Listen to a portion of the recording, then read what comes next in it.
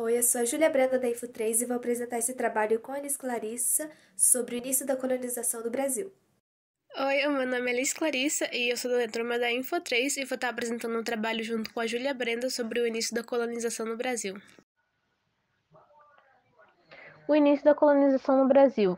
Bom, no ano de 1498, Dom Manuel I, que era o rei de Portugal, encarregou o navegador Duarte Pacheco Pereira para uma expedição ao oeste do Atlântico Sul. As suas caravelas atingiram o litoral brasileiro e chegaram a explorá-lo, à altura dos atuais estados do Amazonas e do Maranhão. A notícia foi mantida em segredo pelo governo português devido à concorrência espanhola na conquista da América do Sul. 22 de abril de 1500 é a data oficial da integração do território brasileiro ao sistema econômico mercantilista. Em vigor na Europa é que teve no comércio de ouro e das especiarias a sua principal atividade. Também representa a tomada de posse do território brasileiro pelo Reino de Portugal, bem como o momento de inclusão do Brasil na história universal. Com o desembarque de Pedro Álvares Cabral, Portugal consolidou a posse de terra, submetendo o Brasil ao seu modelo econômico, erguido a partir das grandes navegações do século XV. Ele chegou a Porto Seguro, na Bahia, com 13 embarcações, 1.400 homens, entre marinheiros, técnicos em navegação, escrivães, cozinheiros, padres e ajudantes.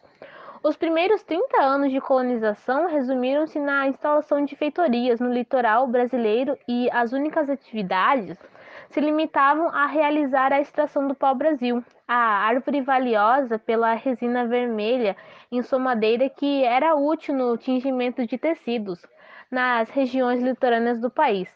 Tal empreendimento contava com a colaboração dos índios, que, em troca de alguns produtos e utensílios, realizavam a derruba e o armazenamento da madeira. Somente no ano de 1531 visaram efetivar a exploração mineral e vegetal da região. As capitanias hereditárias foram a primeira medida real de colonização tomada pelos portugueses em relação ao Brasil. Com as capitanias foi implantado um sistema de divisão administrativa por ordem do rei português Dom João III, em 1534. A América Portuguesa ela foi dividida em 15 faixas de terra, que foram entregues aos capitães donatários. Esses capitães eram comerciantes e pessoas de pequena nobreza de Portugal. O desenvolvimento da capitania era função exclusiva do donatário, que recebia o direito de exploração de terra por meio da carta de doação. Esse primeiro sistema de controle e povoamento da colônia brasileira acabou não tendo grandes resultados. Com isso, os portugueses resolveram implantar um novo sistema administrativo, mais centralizado e composto por representantes diretos do poder metropolitano.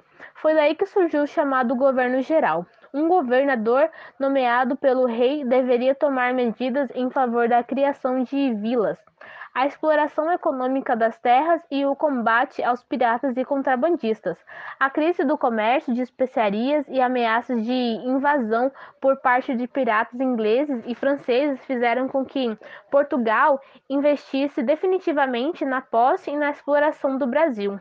Ao contrário dos espanhóis que encontraram ouros nos primeiros anos de colonização da América, e os portugueses não tiveram a mesma sorte. O comércio do pau-brasil gerava algum lucro, mas não suficiente para a coroa portuguesa.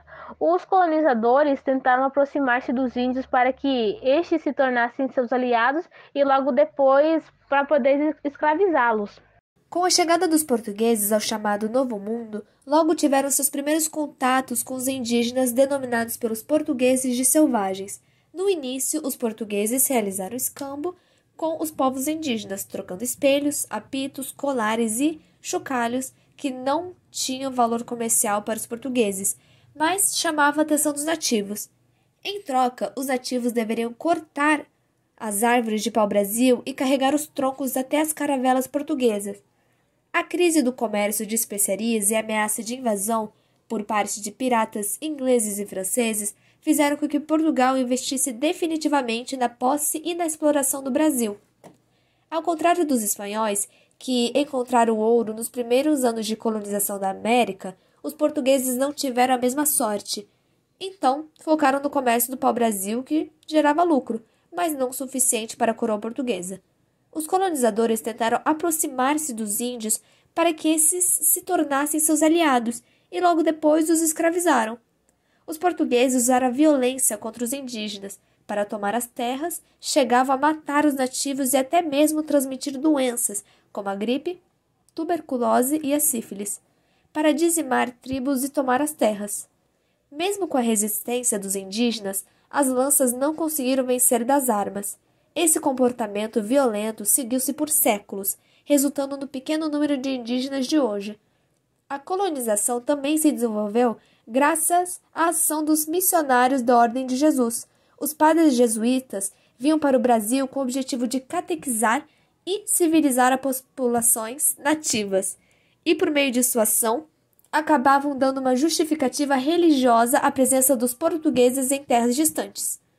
A disseminação do cristianismo acabava dando sustentação a toda a exploração e expropriação praticada nesse tempo.